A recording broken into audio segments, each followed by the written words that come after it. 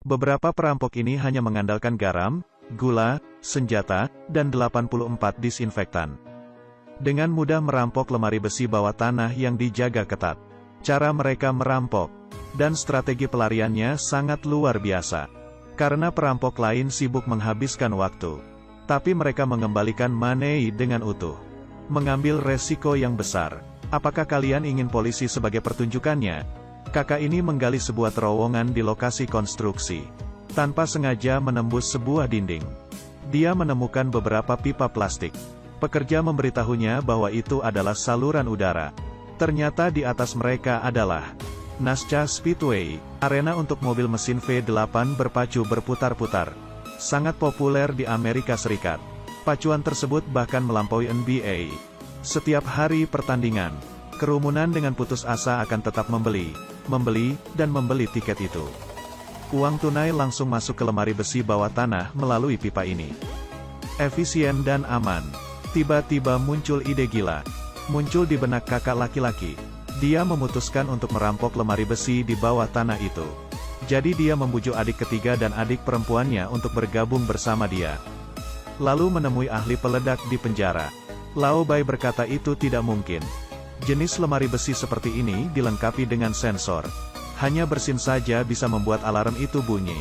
Saudaranya berkata itu mudah dipecahkan.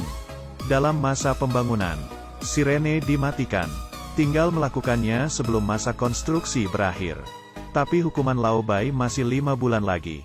Ini tidak merepotkan kakak. Dia sudah memiliki rencana yang matang. Membantu Lao Bai diam-diam kabur dari penjara pada saat hari H. Setelah meledakkan lemari besi, jangan berpikir akan mengembalikannya. Keyakinan ini membuat Lao Bai tersenyum. Dia memberikan syarat-syarat, harus membawa saudaraku, Adai dan Agua. Kakak laki-laki itu dalam masalah sekarang. Adai dan Agua terkenal orang-orang dengan mulut yang besar. Tetapi tidak memiliki pilihan lain lagi selain menyetujuinya. Setelah persiapan yang matang, 6 orang dibagi menjadi 3 kelompok dan memulai perampokan. Langkah pertama, kakak itu akan menyelinap ke kantor. Mencuri detail gambar konstruksi bawah tanah. Adik gadis itu memelihara kecoa di dalam rumahnya. Mewarnai mereka dengan cat kuku. Langkah kedua, adik kedua sengaja menabrak masuk ke toko. Dengan sengaja masuk penjara, menjadi orang internal bagi Lao Bai. Langkah ketiga, mendekati jam kerja. Gadis itu membeli kue untuk dibawa pulang oleh perempuan gendut itu yang merupakan staf lemari besi. Tepat saat perempuan itu berbagi kue dengan rekan-rekan kerjanya, kakak laki-laki sengaja menabrakkan mobilnya. Menunggu perempuan gendut itu menangani masalah itu lalu kembali ke kantor. Setelah pulang kerja, pintu lemari besi menutup dengan otomatis. Kue tidak sempat dibersihkan. Adai dan Agua bertugas melepas kecoa yang sudah diwarnai itu. Tuang beberapa ke pipa. Kecoa tertarik untuk pergi masuk ke lemari besi karena bau kue itu. Keesokan harinya saat pergi bekerja, perempuan gendut dan yang lainnya membuka lemari besi. Menemukan kue yang sudah dimakan kecoa-kecoa itu. Hubungi tim serangga dengan cepat. Tim itu adalah Agua dan Adai. Dilaporkan kecoa berwarna. Jadi mereka memastikan saluran mana yang mengarah ke lemari besi. Hari pertandingan sangat cepat datang. Mulailah rencana kabur dari penjara. Pertama Lao Bai dengan sengaja minum air yang terkontaminasi. Muntah lalu dikirim ke rumah sakit. Lalu berpura-pura pergi ke toilet. Dan adik kedua datang melalui pintu rahasia di dalam toilet. Bagaimana bisa ada pintu rahasia? Mungkin orang yang pernah kabur dari penjara juga kabur lewat sini. Saat mereka terjebak di dalam truk, menggantung boks kayu yang sudah dibuat sebelumnya di atas truk. Keduanya melarikan diri dari penjara dengan bersembunyi di bawah mobil. Lalu dengan mulus memasuki mobil yang direncanakan. Semua ini tentu saja sudah diperhitungkan matang-matang sebelumnya. Ketiganya langsung pergi ke arena balap. Bos kulit hitam di penjara mengikuti perjanjian itu. Perintahkan bawahannya untuk berpura-pura bertarung. Memaksa para penjaga untuk menutup semua gerbang penjara. Dengan cara ini dokter di rumah sakit tidak akan menemukan bahwa kedua orang itu telah hilang. Di sisi lain, Adai dan Agua menghancurkan stasiun komunikasi. Semua mesin pos di stadion berhenti bekerja. Tidak bisa menggesek kartu dan hanya bisa membayar dengan uang tunai. Ini sangat meningkatkan arus uang tunai di hari itu. Ketiganya akhirnya bertemu di bawah arena balap. Lao Bai hanya mengandalkan beberapa benda sehari-hari. Baru saja merarik alat peledak sederhana. Menuliskan rumus kimia di dinding untuk menjelaskan prinsipnya. Bom itu memasuki lemari besi utama. Meledakkan pipa itu dengan mulus.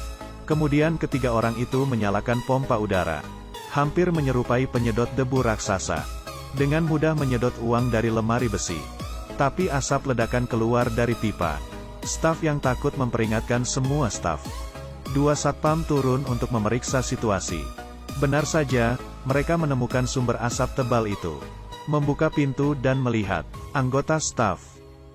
Ternyata pria berjenggot ini juga seorang perampok.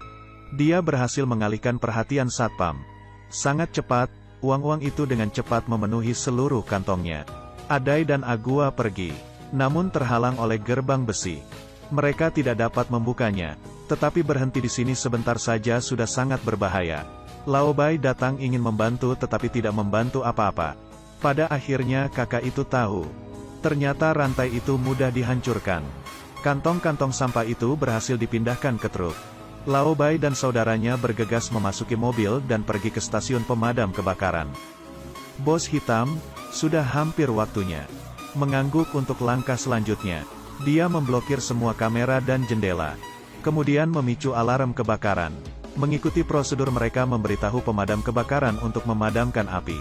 Laobai dan saudaranya sudah menunggu di luar. Melompat ke truk pemadam kebakaran lalu masuk ke penjara. Keduanya berhasil dikembalikan ke rumah sakit. Seluruh rencana itu berjalan sangat lancar. Kakak laki-laki sibuk dengan truk. Ditinggalkan di pom bensin. Lalu kemudian menelepon polisi. Truk yang dicuri langsung kembali ke trek balap. FBI mengirim agen yang cakap untuk menyelidiki. Jejak di tempat kejadian sudah dibersihkan dengan hati-hati oleh kakak itu. Akhirnya ketemu. Kakak laki-laki dan adik kedua mengunjungi Laobai berkali-kali. Tapi untuk menutupi kelalaiannya, sudah dipastikan bahwa semuanya normal pada hari kejadian. Menghadapi alibi yang begitu sempurna, detektif itu juga melakukan sesuatu.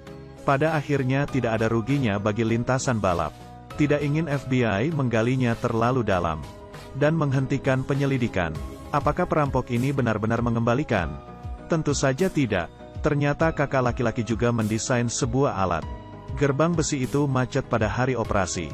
Karena kakak laki-laki itu menutupi sensor dengan magnet kulkas. Jadi dia dengan mudah dapat menyelesaikan masalah.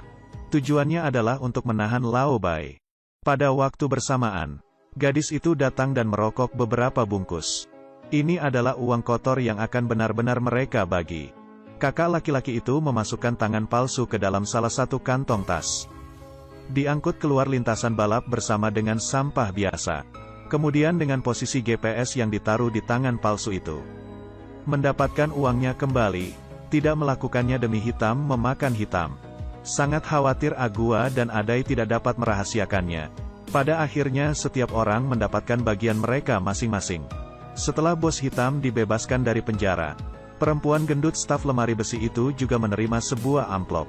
Dari biaya perbaikan mobilnya. Bahkan tangan palsu itu mendapatkan sebuah botol bir. Mengapa mereka harus mengembalikan sebagian besar uangnya? Karena dengan cara ini, arena balap akan mengabaikan investasi lanjutan. Jadi bagaimana kakak itu bisa tahu bahwa penyelidikan telah selesai?